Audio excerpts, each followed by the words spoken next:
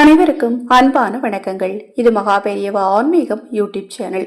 தேய்பிறை சஷ்டி நாளில் முருகப்பெருமானுக்கு இந்த மாலை சாற்றி வழிபட்டால் திருமண தடை நீங்கும், திருமண பாக்கியம் கைகூடும், கணவன் மனைவி பிரச்சனை தீரும். ஜாதக ரீதியாக செவ்வாய் தோஷம் இருப்பவர்களும் ராகுகேது தோஷம் இருப்பவர்களும் தவறாம சஷ்டி நாள்ல இந்த ஒரு பரிகாரத்தை செய்யுங்க.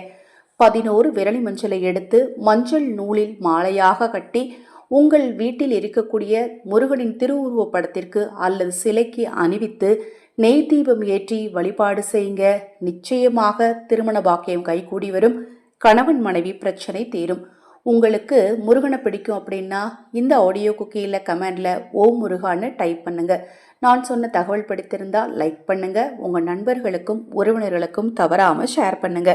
ஹரஹர சங்கர ஜெய ஜெயசங்கர, ஹரஹர சங்கர ஜெய ஜெயசங்கர. மகாபெரிவா திருவடி பாதம் சரணம் சரணம். நல்லதே நடக்கட்டும்.